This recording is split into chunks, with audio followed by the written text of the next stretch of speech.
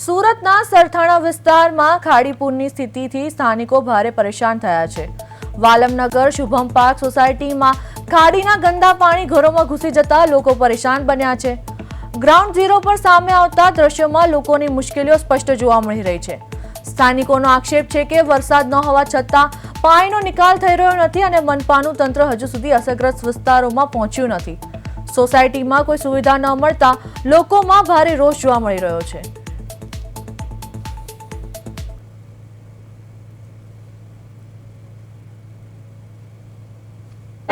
ગઈકાલે જે પ્રકારે અનરાધાર વરસાદ વરસ્યો હતો અને જેને સુરતમાં જે પ્રકારે સર્વસ્ત્ર જગ્યાએ પાણી અને જળબંબાકાર જેવી જે સ્થિતિ પેદા કરી હતી, ત્યારે પ્રદેશ 24 ગુજરાતીની ટીમ આવી પહોંચી છે। ત્યારે આ પ્રમાણે જોઈ શકીએ છીએ સુરતના જે કે પાણી વિસ્તારમાં જેટલાક વિસ્તારો છે તે પ્રભાવિત થઈ છે અને સમગ્ર સોસાયટીઓ છે તે પાણીમાં ગરકાવ થઈ ચૂકી છે અને આ મુજબની સ્થિતિ છે તે વણસતી હોય તેવા દ્રશ્ય છે। ત્યારે આ રીતે લોકો છે ગઈકાલથી જે પ્રકારે પાણી ભરાયા અને તેને કારણે જીવન ઉપર સીધી જે રીતની અસર થઈ હતી ને ગળાડૂબ પાણી સમાન આ પ્રમાણે છે। ત્યારે લોકોને જે પ્રકારે હાલાકી પડી રહી છે, ત્યારે ક્યાંક ને ક્યાંક જે પ્રકારની સ્થિતિ છે તે જોઈ શકીએ છે તેવા દ્રશ્યો। ત્યારે મહિલા સાથે પણ વાત કરીશું। શું કહેશો, કઈ રીતની પરિસ્થિતિ છે? બહુ ખરાબ પરિસ્થિતિ છે। હા, બહુ આ સાથે ઉધી હતું, મારા ભાઈનું બચ્ચું છે ને 3 મહિનાનું, એ કાલનું ભૂખ્યું છે, એટલે અત્યારે હું યોગી શક્તિ દૂધ દેવા ગઈ હતી। અહીંયા બીજું કોઈ પહોંચાડતું નથી, કોઈ વસ્તુ દૂધ પાણી કે આ લોકો પહોંચાડતા છે, પણ ત્યાં કાંઈ ગયું નથી, એટલે ગાંઠિયા દેવા ગઈ હતી, ભાત ગઈ હતી ને ખરધન ને છાશ દૂધ દેવા ગઈ હતી। બચ્ચું 3 દિવસનું 3 મહિનાનું કાલથી ભૂખ્યું હતું, તો શું કરવાનું? શું કહેશો ભાઈ, કઈ રીતે પાણીનું કાંકે દર વર્ષે ભરાય છે કે તમારે નિકાલ તો કરવો પડે ને આ લોકોને? કાંઈક પાણીનો ગઈ રીતે એટલું પાણી હોય તો કેવી રીતે કરવાનું? હું ઠેઠ યોગી શોખથી ત્યાં દેવા ગઈ હતી। જીવને જોખમે તમે જઈ રહ્યા છો? બહુ જીવના જોખમ, બધા કે સાપ છે, પડકા છે, પણ બચ્ચાનું જીવનનું તો કંઈક આપણે વિચારવું ને।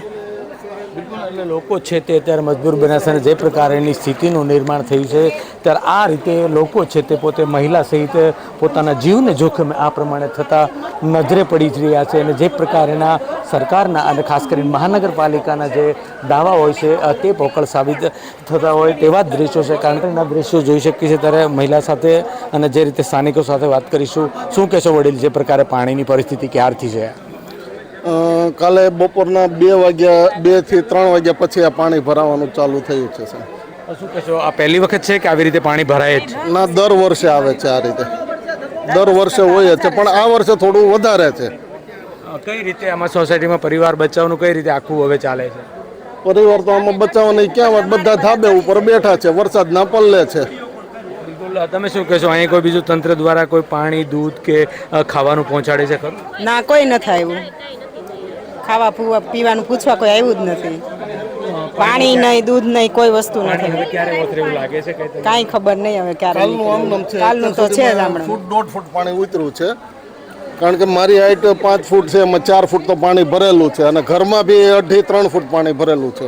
તમે શું કહેશો બેન, જે રીતે વરસાદની આખું પાણી અને અત્યારે કઈ નહીં ભાઈ, હવે બધું હતું એ મૂકીનું ધાબે ચડી ગયા અમે તો, પછી અમારે જીવ બચાવવાનું હતું એટલે બધું એમને ઘરમાં મૂકી અને વયા અત્યારે જો બધું ઉતર્યું એટલે નીચે આવ્યા છે ને સાફ સફાઈ કરી છે। નુકસાની પણ બહુ થઈ છે અમારે। અહીંના કોર્પોરેટરો ધારાસભ્યો કોઈ કઈ પૂછે છે ખરા? ક્યારે ન પહોંચી શકે, પણ હવે રહી ગયો પછી થોડું પૂછે છે કોઈ નેતા? કોઈ નથી પૂછતું। બિલકુલ, લોકોને જ્યારે મત જોતા હોય છે ત્યારે આ નેતાઓ છે તે આવતા હોય છે, પરંતુ અત્યારે જે પ્રકારની વિકટ પરિસ્થિતિ છે, ખાસ કરીને ગ્રાઉન્ડ ઝીરો પર જ્યારે પ્રદેશ 24ની જે ટીમ રિયાલિટી ચેક કરેલી છે, ત્યારે દર વર્ષે આ જ પરિસ્થિતિ સર્જાય છે।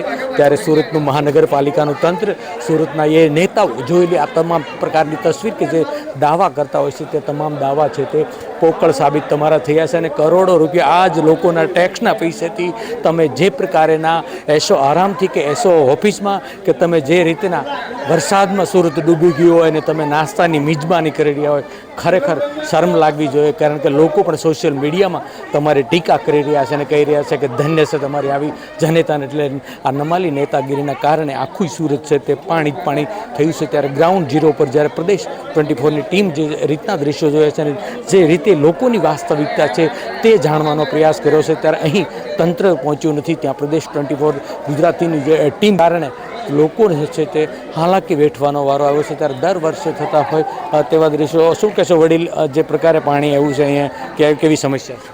પાણી એટલે મારી 2 ગાડી ડૂબી ગઈ છે, મોટી ગાડી ને 2 વ્હીલ, કાઢવાનો વેત જ નથી રહ્યો ગાડી. ઘરે કેવી પરિસ્થિતિ છે? કઈ ઘરે રીતે આખો પરિસ્થિતિમાં અત્યારે હેરાન થાય છે બધા. 2 જણા ઘરે છે, 4 જણા આમ છે.